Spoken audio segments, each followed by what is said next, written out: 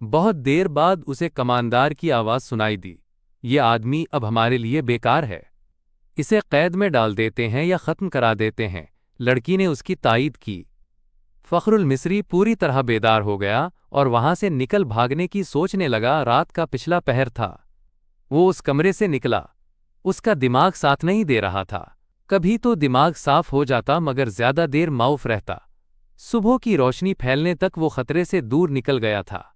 اسے اب دوہرے تعاقب کا خطرہ تھا۔ دونوں طرف اسے موت نظر آ رہی تھی۔ اپنی فوج کے ہاتھوں گرفتار ہو جاتا تو بھی مجرم تھا، اور اگر سوڈانی پکڑ لیتے تو فوراً قتل کر دیتے۔ وہ دن بھر فرعونوں کے کھنڈروں میں چھپا رہا۔ حشیش کی طلب، خوف اور غصہ اس کے جسم اور دماغ کو بیکار کر رہا تھا۔ رات تک وہ چلنے سے بھی معذور ہوا جا رہا تھا۔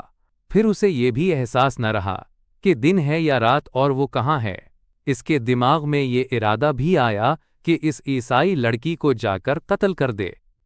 یہ سوچ بھی آئی کہ اونٹ یا گھوڑا مل جائے اور وہ محاذ پر سلطان ایوبی کے قدموں میں جا گرے، مگر جو بھی سوچ آتی تھی اس پر اندھیرا چھا جاتا تھا جو اس کی آنکھوں کے سامنے آ کر ہر چیز تاریک کر دیتا تھا۔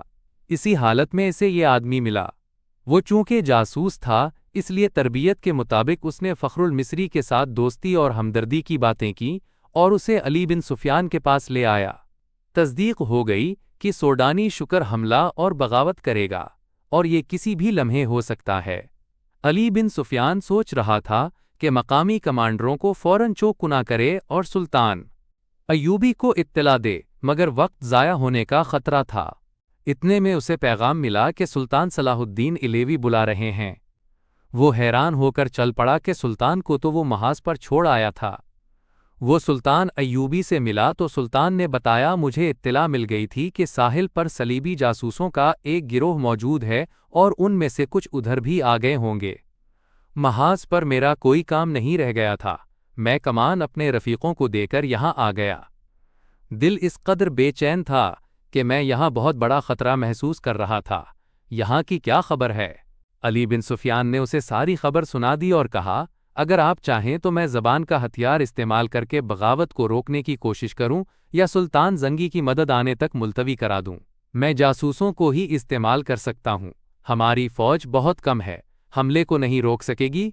سلطان ایوبی ٹہلنے لگا، اس کا سر جھکا ہوا تھا۔ وہ گہری سوچ میں کھو گیا تھا اور علی بن سفیان اسے دیکھ رہا تھا۔